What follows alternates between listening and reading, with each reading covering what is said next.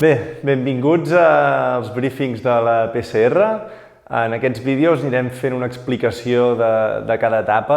del que és el recorregut, dels tipus de terrenys que us trobareu, dels trams que hi ha entre avituallaments i bé, d'aquestes cosetes perquè abans d'anar a dormir o quan vosaltres vulgueu pugueu veure el briefing tranquil·lament del que és el recorregut de l'etapa. Fixeu-vos que en els perfils hi ha uns colors que van del verd al negre, com les pistes d'esquí, i això també ja us dona una idea de la dificultat tècnica d'aquell tram. El verd és pista o asfalt, el blau és un camí facilet, el vermell ja és un corriol que pot ser una mica més lent d'avançar, i el negre són trams que considerem tècnics, que s'ha d'anar en compte i que o bé hi ha rocs molt grans o bé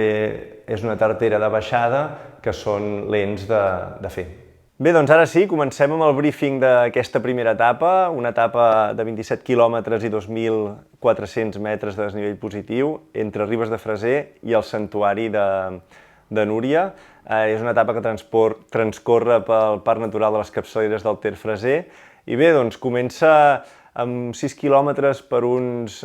camins i pistes que també passen per algunes cases fins a arribar al poble de Pardines. De fet, no arribem ben bé a Pardines, arribarem a la carretera, que la seguirem durant uns metres, i trencarem per un carrer a l'esquerra que puja molt dret cap amunt, fins a enganxar de nou un camí que cada vegada s'anirà fent més estret i també puja directe muntanya amunt, fins a arribar al quilòmetre 9,2, el primer avituallament, que està en un punt on creuem una pista. I aquí ja hem fet 900 metres de desnivell positiu, trobarem aquest primer avituallament complet i seguirem per un corriol força tancat a mig de bosc que a mesura que anem guanyant alçada es anirà obrint fins que veurem el pic del Balandrau, que és el nostre objectiu ara mateix, 2.585 metres, el veureu a davant durant molta estona, que és simplement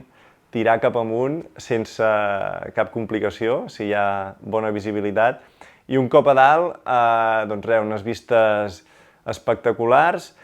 i des del cim baixem una mica, un quilòmetre aproximadament, fins al Coll de Tres Pics, que allà és on trobarem aquest segon avituallament, en el Coll de Tres Pics. Aquest tram són 7 quilòmetres, una mica menys que l'anterior, però el mateix desnivell, 900 metres de desnivell positiu.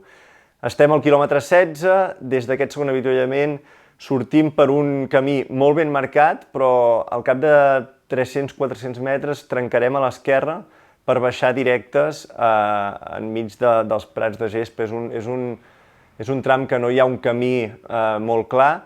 i així ens anem directes cap al refugi de Coma de Vaca, que és el següent objectiu, podríem dir. Estigueu atents al track en aquesta zona, primer per fer el trencant, després per seguir el camí cap a Coma de Vaca i també les banderoles que hauran posat els marcadors. I quan estigueu a punt d'arribar al refugi, que el anireu veient tota l'estona, no podeu accedir-hi directe, hi ha un riu i tot i que sembla